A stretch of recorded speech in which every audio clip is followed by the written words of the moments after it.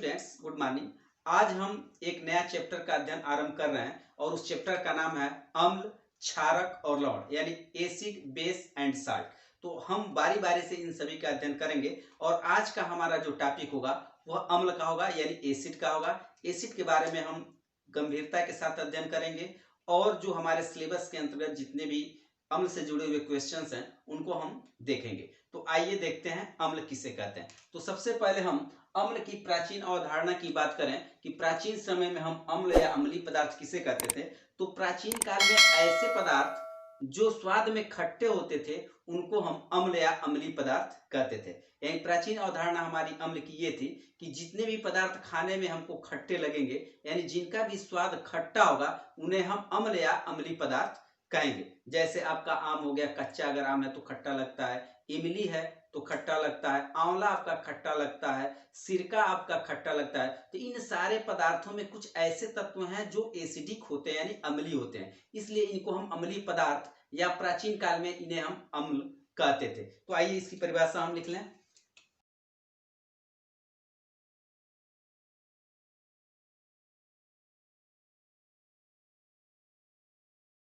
तो इस प्रकार से प्राचीन जो अवधारणा थी अम्ल की वो ये थी कि ऐसे पदार्थ जो स्वाद में खट्टे होते हैं उन्हें हम अम्ल या अम्लीय पदार्थ कहते हैं। जैसे आपका कच्चा आम हो गया, इमली हो गया, नींबू हो गया, आंवला हो गया, इत्यादि जो भी चीजें खट्टी होती थी उनको हम अम्ल मानते हैं। लेकिन हम आधुनिक अवधारणा पर आते हैं, मॉडर्न कॉन्सेप्ट को देखते हैं, तो देखेंगे इसमें यह कहा जाता है कि मॉडर्न कॉन्सेप्ट के अनुसार, यानी आधुनिक अवधारणा के अनुसार, अम्ल वे पदार्थ होते हैं जो जलीय विलयन में हाइड्रोजन के धनायन को देते हैं। तो देखेंगे क्या होता है ऐसे पदार्थ। देखिए इसकी परिभाषा हम लिखते हैं।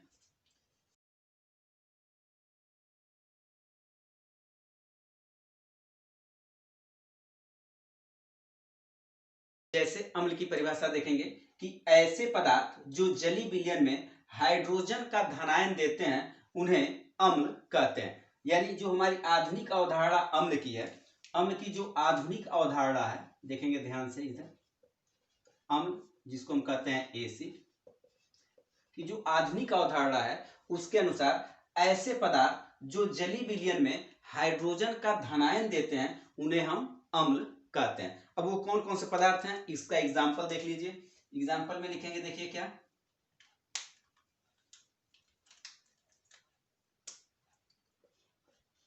H2SO4, HCl, HNO3,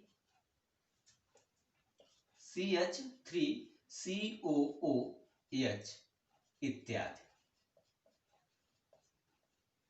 ठीक है, तो ऐसे पदार्थ जो जलीय विलयन में हाइड्रोजन का धनायन देते हैं और हाइड्रोजन के धनायन के अतिरिक्त और कोई धनायन नहीं देते हैं, तो ऐसे पदार्थों को हम अम्ल कहते हैं। ठीक है, जैसे H2S4 जिसको हम सल्फ्यूरिक अम्ल कहते हैं, HCl हाइड्रोक्लोरिक अम्ल, ठीक है, HNO3 नाइट्रिक अम्ल, CH3COOH यानी एसिटिक एसिड इसको हम कहते हैं। अब देखेंगे क्या होता है जब हम H2SO4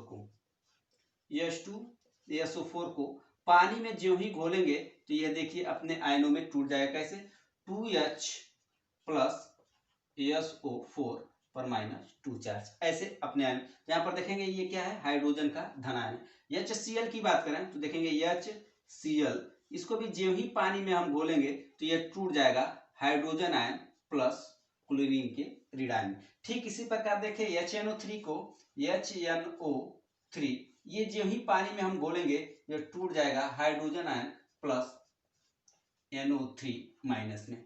ठीक है, इसी तरह अगर हम CH3COOH की बात करें तो ज्यों ही हम पानी में इसको घोलते हैं तो यह टूट जाता है CH3COO का माइनस में और प्लस हाइड्रोजन आयन में। तो इस प्रकार देखेंगे कि ऐसे पदार्थ जो जलीय विलयन में हाइड्रोजन का धनायन देते हैं उन्हीं पदार्थों को हम अम्ल कहते हैं। जैसे H2SO4 में देखेंगे यहाँ पर आपका हाइड्रोजन का धनायन है। ठीक है, इसी प्रकार यहाँ पर देखेंगे HCl का जलीय विलयन में हाइड्रोजन का धनायन है। फिर यहाँ पर देखेंगे HNO3 में यहाँ पर हाइड्रोजन का धनायन और CH3COOH में यहाँ पर भी हाइड्रोजन का धनायन है। तो इस प्रकार ऐसे पदार्थ जो जलीय विलयन में हाइड्रोजन का धनायन देते हैं उन्हें हम अम्ल कहते हैं। अब एक चीज और यहाँ पर और देखना है कि जो ही हम पानी में घोलते हैं तो ये हाइड्रोजन आयन टूट जाते हैं, लेकिन अब ये जो हाइड्रोजन आयन होते हैं इसी अवस्था में नहीं रहते हैं। अब ये क्या करते हैं, ये हाइड्रोजन आयन जो ही हम पानी में घोलेंगे तो देखिए क्या होगा, अगर मान लेते हैं HCl है प्लस H2O से अगर क्रिया कराएं तो ये जो हाइड्रोजन आयन होंगे, ठीक है, तो ये हाइड्रोनियम आयन बना लेते हैं। H3O पर धनायन हो जाता है और प्लस Cl पर ऋणायन हो जाता है। कहने का मतलब यह है इसका जो हाइड्रोजन आयन है वह आयन में नहीं रहता है, बल्कि वह H2O से क्रिया कर लेता है और बना लेता है H3O+ और क्लोरीन आयन। ऐसे यानी हाइड्रोजन आयन मुक्त अवस्था में नहीं रह सकता, यानी इस अवस्था में नहीं रह सकता, तो यह जल के साथ क्रिया करता है और उसको जल के अणु को हाइड्रोनियम आयन में बदल देता है। ध्यान देंगे, हाइड्रोनियम आयन में परिवर्तित करता है। यानी अब एक परिभाषा हम ऐसे एक और परिभाषा लिख सकते हैं कि ऐसे पदार्थ, देखिए इसकी एक परिभाषा हम और क्या लिख सकते हैं, यहां पर हम लिख दे रहे हैं कि ऐसे पदार्थ जो जलीय विलयन में हाइड्रोनियम आयन देते हैं H3O+, इसको हम कहते हैं हाइड्रोनियम आयन। हाइड्रोनियम आयन देते हैं, अम्ल कहलाते हैं।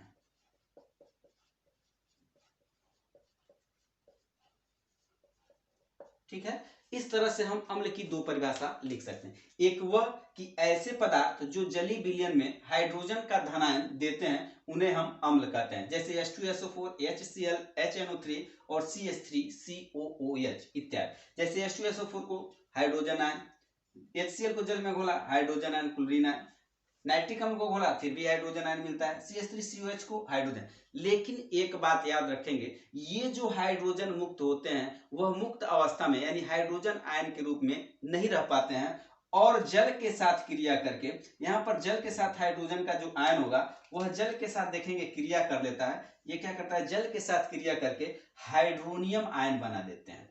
ठीक है, तो जो मुक्त हाइड्रोजन होते हैं वह जल के साथ क्रिया करते हैं और हाइड्रोनियम आयन बना लेते हैं। ठीक है, जैसे ये HNO3 हम ले लेते हैं, HNO3 प्लस H2O, तो ये तो टूटेंगे हाइड्रोजन आयन, लेकिन हाइड्रोजन आयन H3O में बदल जाएगा और ये आपका NO3 ऐसे माइनस में आ जाएगा। तो इस जो आयन ये जो बन रहा है इसको हम कहते हैं हाइड्रोनियम आयन। हाइड्रोनियम आयन यानी अम्ल वे पदार्थ होते हैं जो जलीय विलयन में हाइड्रोनियम आयन देते हैं, यानी जो मुक्त हाइड्रोजन होते हैं वह जल के साथ क्रिया करते हैं और हाइड्रोनियम आयन के रूप में परिवर्तित हो जाते हैं। तो एक और परिभाषा हम लिख सकते हैं कि ऐसे पदार्थ जो जलीय विलयन में हाइड्रोनियम आयन H3O+ देते हैं उन्हें हम अम्ल कहते हैं। आइए अब हम पढ़ें कि अम्ल के भौतिक गुण क्या होते हैं। आइए अब हम अम्लों के भौतिक गुणों को देख लेते हैं। गुण नंबर 1 अगर हम देखते हैं फिजिकल कैरेक्टर में, पहला गुण अम्ल का, तो अम्ल जो होते हैं वो संक्षारक प्रवृत्ति के होते हैं। अब संक्षारक क्या होता है कि वह किसी भी पदार्थ को गला करके नष्ट कर देता है। तो अम्लों की यह विशेषता होती है कि वह कागज, कपड़ा, त्वचा इत्यादि मुलायम वस्तुओं को गला करके नष्ट कर देता है। तो हम पहले नंबर पर लिखेंगे कि अम्ल संक्षारक प्रवृत्ति के होते हैं और ये कपड़ा, कागज, त्वचा, लकड़ी इत्यादि को गला करके नष्ट कर देते हैं। दूसरा हम इसमें लिखेंगे अम्ल स्वाद में खट्टे होते हैं, यानी कि कैसे भी अम्ल हो उनका स्वाद हर हाल में खट्टा ही होता है, लेकिन हम कभी भी किसी भी अम्ल का पहचान चख करके नहीं करेंगे। ठीक है, तीसरा देखेंगे अम्ल जल में विलय होते हैं, यानी किसी भी अम्ल को जब हम पानी में मिलाते हैं तो वो उसमें घुल जाते हैं। तो तीसरा इसका भौतिक गुण हम ये लिख सकते हैं कि अम्ल जो होते हैं वो जल में विलय होते हैं। इसी तरह चौथा लिखेंगे अम्ल नीले लिटमस पत्र को लाल कर देते हैं, यानी किसी भी अम्ल में अगर हम नीले लिटमस पेपर को डालते हैं तो उसका कलर नीले रंग से लाल रंग में परिवर्तित हो जाता है। तो इस तरह से हम अम्लों के 4 भौतिक गुणों को लिखेंगे। पहला लिखेंगे अम्ल संक्षारक प्रवृत्ति के होते हैं और ये कागज, कपड़ा, त्वचा इत्यादि को गला करके नष्ट कर देते हैं। दूसरा अम्ल स्वाद में खट्टे होते हैं, तीसरा अम्ल जल में विलीय होते हैं और चौथा अम्ल नीले लिटमस पत्र को लाल कर देते हैं। इस तरह से ये कुछ अम्लों का भौतिक गुण हो गया। आइए अब हम अम्लों के रासायनिक गुणों का अध्ययन करते हैं। आइए अब हम देखें अम्लों के रासायनिक गुण में पहला हम रासायनिक गुण देखेंगे कि जो अम्ल होते हैं वो धातु से क्रिया करते हैं तो क्या होता है। तो देखेंगे अधिकांश जो धातु होते हैं वह अम्ल से क्रिया करके लवण और हाइड्रोजन गैस बनाते हैं। याद रखेंगे जब भी कोई अम्ल किसी भी धातु से क्रिया करता है तो लवण और हाइड्रोजन गैस बनाता है। जैसे हम एग्जाम्पल में देखें तो ले लेते हैं हम सोडियम 2Na प्लस अम्ल ले लेते हैं हम H2SO4। ठीक है, अब ये जब भी क्रिया करेंगे तो देखिए क्या बनता है, एक लवण बनेगा और एक हाइड्रोजन गैस। तो लवण क्या बनेगा, सोडियम सल्फेट बन जाएगा यहाँ पर, यानी Na2SO4 बन जाएगा। और बचा क्या यहाँ पर H2, तो यहाँ पर बन जाएगा आपका H2 गैस बन जाएगा। इस तरह से ये रासायनिक क्रिया होगी, यानी कोई भी अम्ल जो होगा वह धातु से जब क्रिया करेगा तो वह लवण और जल बनाएगा। ठीक है, इसी तरह से एक और देख लेते हैं, हम ले लेते हैं मैग्नीशियम और प्लस 2HCl ले लेते हैं। तो अब ये रासायनिक क्रिया होगी तो यहाँ पर लवण बनेगा MgCl2 और बच गया H2, तो हाइड्रोजन गैस जो होगा वो बाहर निकल जाएगा। इसी तरह से अगर हम बात करें कैल्शियम का और यहाँ पर हम क्रिया करा दें H2SO4 के साथ तो क्या होगा, बनेगा यहाँ पर कैल्शियम सल्फेट CaSO4 और हाइड्रोजन गैस जो होगा वो बाहर निकल जाए। तो इस तरह से हम याद रखेंगे जब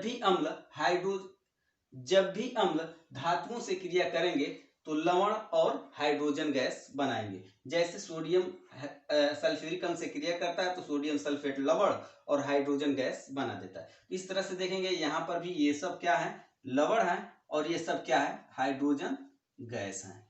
तो याद रखेंगे कि धातु की जब भी अम्लों से क्रिया होगी तो अधिकांश धातु क्या करेंगे, अम्ल से क्रिया करके लवण और हाइड्रोजन गैस का निर्माण करते हैं। आइए अब दूसरा देते हैं, अगर धातु के कार्बोनेट हैं और वो अम्ल से क्रिया करेंगे तो क्या होगा। तो धातुओं के कार्बोनेट जब अम्ल से क्रिया करते हैं तो बनता है आपका लवण, जल और कार्बन डाइऑक्साइड। तीन चीजें बनती है, एक बनता है लवण, दूसरा बनता है जल और तीसरा बनता है कार्बन डाइऑक्साइड। तो आइए एक क्रिया इसका भी देखते हैं, रिएक्शन क्या होगा। देखें हम क्या लेते हैं, सोडियम के कार्बोनेट हम ले लेते हैं Na2CO3 सोडियम कार्बोनेट। ठीक है, अब इसकी क्रिया हम फिर H2SO4 से ही करा देते हैं, H2SO4 से करा देते हैं। तो अब रासायनिक क्रिया जब भी होगी तो क्या बनेगा, लवण भी बनेगा, जल भी बनेगा और कार्बन डाइऑक्साइड। तो यहाँ पर देखेंगे Na2 और यहाँ पर सल्फेट तो मिल करके बना देंगे सोडियम सल्फेट, Na2SO4 बन गया। प्लस अब बचा का CO3 और H2, तो H2 एक ऑक्सीजन यहां से लेगा तो बना देगा H2O और बचा अब क्या, CO2 ये गैस बन गया। तो इस तरह से जब भी धातु के कार्बोनेट अम्ल से क्रिया करेंगे तो हमेशा लवण बनेगा, जल बनेगा और कार्बन डाइऑक्साइड का निर्माण होगा। इसी तरह से हम लिख लेते हैं एक और MgCO3 मैग्नीशियम कार्बोनेट और इसकी क्रिया हम 2HCl से करा देते हैं हाइड्रोक्लोरिक अम्ल से। तब क्या बनेगा, यहाँ पर MgCl2 बन जाएगा। लवण क्या बना आपका MgCl2, बचा क्या CO3 और H2 बता, तो H2 है तो H2 एक ऑक्सीजन लेकर के जल बना देगा और शेष बचेगा CO2 और ये क्रिया इस तरह से हो जाएगी। इसी तरह से अगर और भी ले लेते हैं CaCO3 कैल्शियम कार्बोनेट है और इसको हम H2SO4 के साथ क्रिया करा दें तो क्या बन जाएगा, देखिए साइड में बनेगा CaSO4 और बचा CO3 और H2, तो H2 यहाँ पर अकेले नहीं रहेगा, ऑक्सीजन एक लेगा बनाएगा H2O और प्लस बचा CO2 और इस तरह से बन जाएगा CO2। तो याद रखेंगे जब भी धातु के कार्बोनेट अम्ल से क्रिया करेंगे तो क्या बनाएंगे, लवण बनेगा और क्या बनेगा, जल बनेगा और क्या बनेगा, कार्बन डाइऑक्साइड गैस बन जाएगी। इस तरह से ये दो रासायनिक क्रिया हो गई।